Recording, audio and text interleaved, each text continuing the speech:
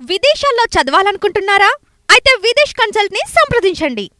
ఏం పేరు? గంగయ్య సార్. ఏ ఊరు నుంచి వచ్చినావు? నిర్మల్ గుండంపల్లి, దిలాపురం మండల్ గుండంపల్లి. ఏంటి రైతు దీక్ష? నీకేం పని? రైతు మా పని అన్నాడు. మా భార్య పేట నా పేట 3 లక్షల బాకీ ఉన్నది. 2 లక్షలను మా పేస్తే మేము కడమే మేము కట్టుకుంటాం కదా. అది కట్ట అవి లేవు ఇవి లేవు. మరి ఇది ఎట్లా మరి ప్రాబ్లం? మేము నువ్వు మా పేతామని మేము 20 దాకా డబ్బులుగా బ్యాంకులో కట్టలేము. నువ్వు కట్టదంచుగా చెప్పినావు కదా. మరి ఇది ఎట్లా పరిస్థితి? మేము అత్తాయని ఆశపడుతున్నాము. ఇప్పుడు ఇంకా ఇంట్లో పెట్టాను. ఇంట్లో పెట్టి ఇప్పుడు గరీబ్ వాళ్ళు ఎందరో ఉన్నారు మా దగ్గర. ఏమంటున్నారు అధికారులను అడిగితే? అక్కడ అడిగితే ఏమంటున్నారు? ఏం మా అంటే ఇక మాకు ఇంకా రాలేవు మీదికి వెళ్ళి. బ్యాంకులో కడితే మాకు మీదికి వెళ్ళి రాలేవు అని చెప్తున్నారు వాళ్ళు. వాళ్ళు పట్టించుకుంటలేరు బ్యాంకు వాళ్ళు. ఇది మరి ఎట్లా ఇది పరిస్థితి? మరి మేమైతే ఇక దాని బాధకి మేము ఇక్కడికి వచ్చినాము హైదరాబాద్కు. వచ్చాము. అన్యాయంగా రైతులను మోసం చేశారు. 2 లక్షల రుణమాఫీ చేస్తా అన్నారు. ఎవరు చేశారు? 10 మందికి చేస్తే అయిపోతుందా? 60 లక్షల మంది రైతులు ఎక్కడ? 10 లక్షల మంది రైతులు ఎక్కడ? 60 లక్షల రైతులకు చేస్తే మీరు రుణమాఫీ చేసినట్టు. మీరు ఏదో తూచాగా చేసేసి రుణమాఫీ అయిపోయిందని కొట్టుకుంటే ఏమైతుంది? తొడగొట్టుకుంటే ఏమవుతుంది? కాలేదండి, రుణమాఫీ కాలేదు. ఎవరికి ఇక్కడ ఎంతమందికి అడగండి. రైతు రచ్చబండలో 10 లక్షల మంది అప్లికేషన్లు ఇచ్చారు. మాల్ అప్లికేషన్ ఉంది, అదే సార్ ఉంది, అందరు అప్లికేషన్లు ఉన్నాయి. ఎవరు కూడా రుణమాఫీ జరగలేదు. రుణమాఫీ ఏంటంటే వాళ్ళ చుట్టాలకు వాళ్ళ కాంగ్రెస్ కార్యకర్తలకు చేసి తెలియదు. రైతులు నిజమైన రైతులకే చేయలే. 60 లక్షల మంది రైతులు ఉన్నారండి.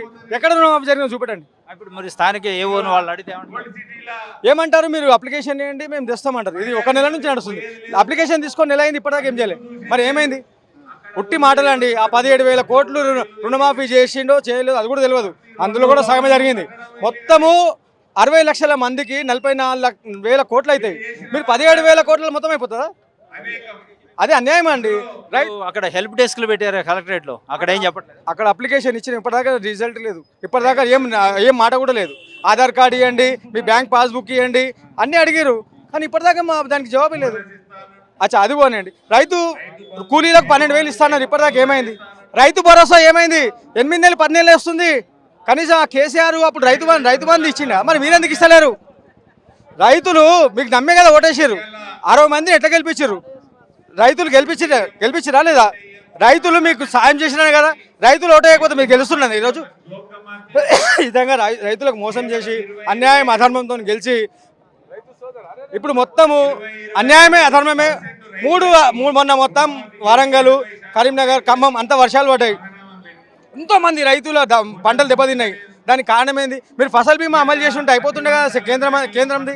ఇప్పుడు అందరికీ రైతులకు మేలు జరుగుతుండే కదా. కానీ అది జరగలేదు. ఇప్పుడు ఎంతమంది ఇవ్వమంటున్నారు.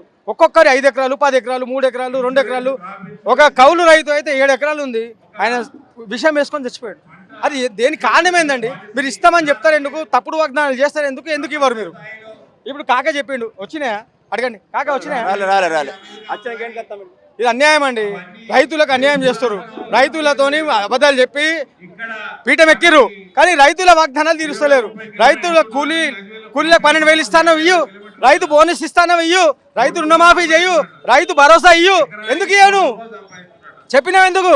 అంటే మీరు అధికారం కావాలి, మీ అన్ని పనులు తెచ్చుకోవాలి. చెప్పండి, మీరు ఎక్కడి నుంచి వచ్చారు? నిర్మల్ జిల్లా సమందర్పల్లి గ్రామం. నర్సరెడ్డి నా పేరు.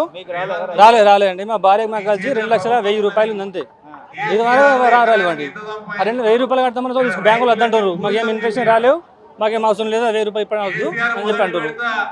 మాకు రాలేవండి సార్. ఇప్పటికి అంత కేసీఆర్ రాలేదు, ఇప్పుడు రాలేదు. అధికారులకు లెటర్ ఇచ్చారా? లెటర్ ఇచ్చాము. మాకు ఏం ఇండక్షన్ రాలేవు. మేము మొత్తం ఏం చదివేం లేదండి. వచ్చినప్పుడు వస్తాయి చూడండి అంటున్నారు. అంతే. లేదు పట్టించుకోలేదు. వడ్లకు బోనస్, వడ్లకు బోనస్ లేదండి. సన్నపడ్డ అంటాడు. ఇప్పుడు అట్లాగే అని చెప్పాడు, సన్నపడ్డ అంటుండు.